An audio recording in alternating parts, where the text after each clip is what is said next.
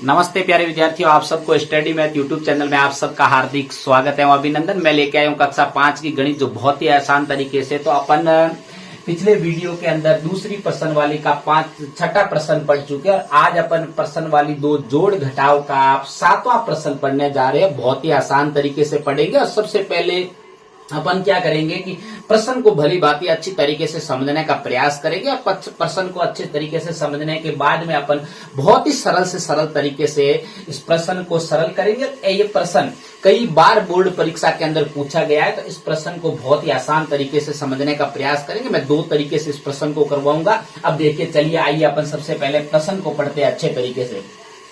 आपके पास में प्रश्न है 7वां की दो संख्याओं का योगफल 7678 है। दो संख्याओं का योगफल कितना दे रखा है? 7678। कोई दो संख्या है, दोनों संख्याओं का जोड़ आपको दे रखा है 7678।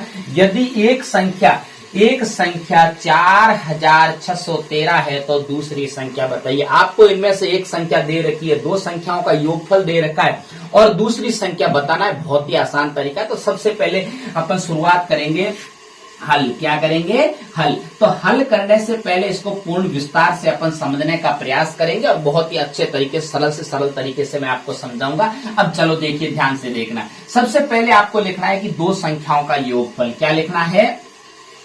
दो संख्याओं का योगफल। क्या लिखना है? दो संख्याओं का योगफल कितना दे रखा है? आपको प्रश्न के अंदर दे रखा है बहुत ही आसान तरीके से। तो दो संख्याओं का योगफल आपको दे रखा है 7678। तो आपको भी लिखना है 7678। क्या लिखना है? 7678। अब देखिए, चलिए आइए अगला क्या लिखना है। आपको एक संख्या दे रखी है तो लिखना है कि एक संख्या। आपको क्या दे रखी है? एक संख्या। आपको एक संख्या दे रखी है तो आपको वो भी लिखनी है। एक संख्या दे रखी है, एक संख्या कहो या पहली संख्या कहो, वो एक ही बात है दोनों। तो एक संख्या आपको दे रखी है 4613। 4613 ये दो संख्या दे रखी है और दूसरी संख्या आपको ज्ञात करनी है। क्या ज्ञात करनी है? दूसरी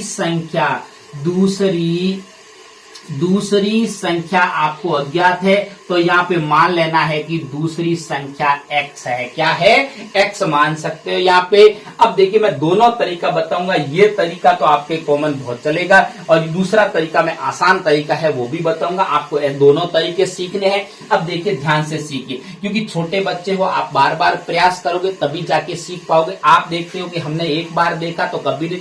कमजोर खुद में कोई नहीं, कमजोर वो होता है जो प्रयास नहीं करता है। तो अपन को प्रयास करते रहना है बार बार, तो अपने आप अपन होशियार बन जाएंगे। अब अपन ने सारा जो इसमें मैटर दे रखा था, दिया हुआ था अपन को, वो सारा यहाँ पे दर्शा दिया है। अब अपन क्या करेंगे कि इन दूसरी संख्या को ज्ञात करेंगे। लेकिन उससे पहले आपको ऐसा अगर आ जाए तो आपके पास में एक सूत्र है। सूत्र आपको फॉर्मूला याद रखना है। इसका सूत्र क्या है? दो संख्याओं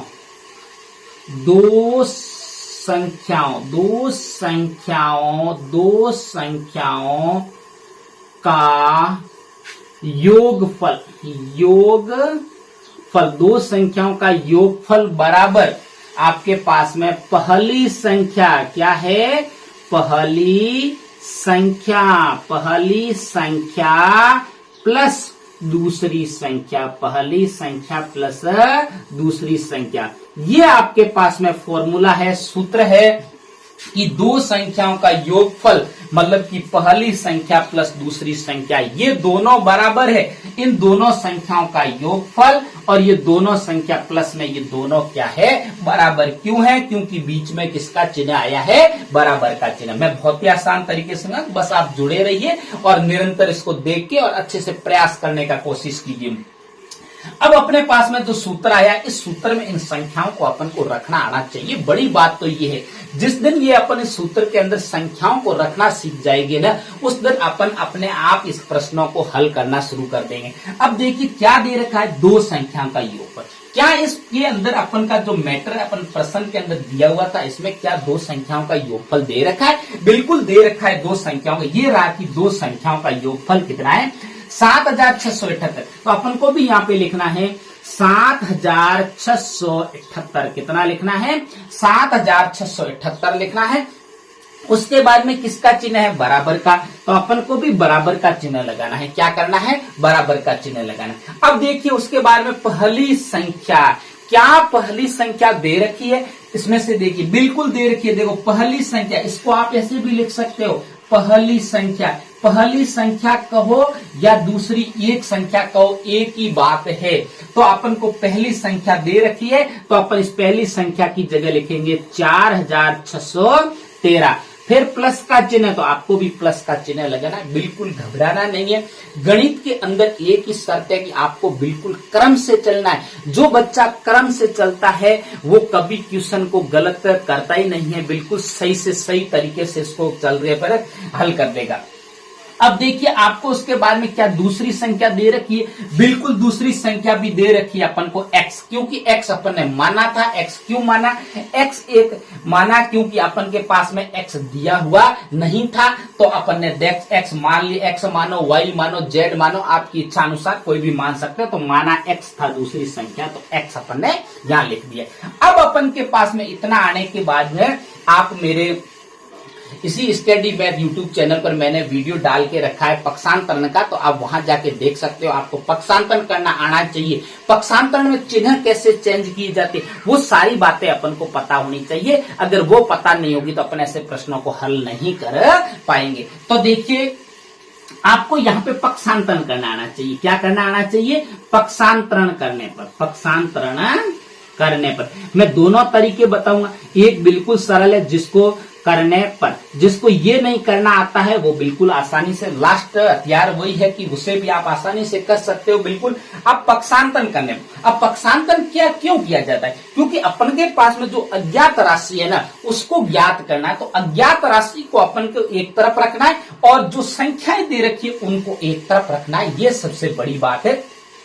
तो पहले देखो अपन को पास में क्या करना है? 7678। उसके बाद में अपन को इसके पास में जो ये संख्या है ना अज्ञात राशि के पास में, उसके पास वाली जो संख्या को अपन को दूसरी तरफ बराबर के लाते हैं, तब अपन को क्या करना पड़ता है? चिन्ह चेंज हो जाता है। अगर प्लस में है तो माइनस में हो जाएगी। ये देखो 4613 इसमें है, जोड़ मतलब प्लस में है, धनात्मक संख्या है, तो इधर आते ये ऋणात्मक हो जाएगी। 4613 कितनी हो जाएगी? 4613। और इधर अब बराबर का चिन्ह में क्या बचा? केवल x ही बचा, क्योंकि अपन को अज्ञात राशि एक तरफ करनी थी और जो अपने पास संख्याएं दे रखी थी वो सारी एक तरफ हो गई। अब देखिए आपको तो घटाना है बस। 7000 बड़ी संख्या में से छोटी संख्या बिल्कुल घटा सकते हैं, तो चलो घटाइए। 8 में से 3 गई, 8 में से 3 गई, पीछे कितने बचे? 5। कितने बचे? 5। और उसके बाद में देखो 7 में से 1 गया, कितना बचा? 6। बिल्कुल आप इस तरीके से लिख के भी घटा सकते हो 7678। और उसके बाद में सीधा अगर नहीं घटाना आए तो आप इस प्रकार भी लिख के घटा सकते हो। बिल्कुल देखो 8 में से 3 गए, पीछे कितने बचे? 5। 7 में से 1 गया, पीछे बचा 6। और 6 में से 6 गया, कितना बचा? 0। और 7 में से 4 गए, पीछे कितना बचा? 3। तो आप यहां से लिख सकते हो 0 और 3, मतलब कि 3065। और बराबर में क्या है? x। क्या है? x। अब अपन ने x कौन सी संख्या मानी थी? दूसरी संख्या, और अपने पास में दूसरी संख्या आ गई है। देखो अतः अपन अतः की लाइन क्या लिखेंगे?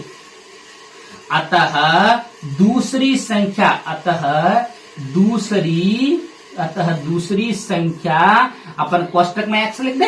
अतः दूसरी संख्या कितनी है? अतः दूसरी संख्या 3065 है। तो ये कितने आसान तरीके से, बहुत ही आसान तरीके से अपन ने सरल किया। और अपन ने इस प्रश्न के अंदर दूसरी संख्या पूछा था और दूसरी संख्या अपने प्राप्त हुई। ये तो तरीका है, बहुत ही आसान तरीके से मैंने समझाने की कोशिश की, और ऐसे भी आपको सीखना है। एक अब अगर इस प्रकार आपको नहीं करना आए तो आपको क्या करना है? हमेशा आपको दो संख्याओं का अगर योगफल दे रखा है, क्या दे रखा है? दो संख्याओं का आपको योगफल दे रखा हो, और आपके पास में चाहे पहली संख्या दे रखी हो, चाहे आपके पास में दूसरी संख्या दे रखी हो, आपको कुछ नहीं करना है। जो दो संख्याओं का योगफल दे रखा है उनमें से आपको जो दो संख्याओं का योगफल दे रखा है उनमें वो तो रखना है सबसे ऊपर। क्या रखना है? सबसे ऊपर। और उसके बाद में चाहे पहली संख्या दे रखी हो चाहे दूसरी संख्या दे रखी हो उसको आपको इसके नीचे रखना है। तो अपन इसमें पहली संख्या दे रखी है वो इसके नीचे रख दे। 3, 1, 6 और 4 इकाई के अंक की तरफ से नीचे वाली संख्या को हमेशा शुरू करना है और उस संख्या को आपको घटा देना है, मतलब माइनस कर देना है। ये बिल्कुल सीधा तरीका है।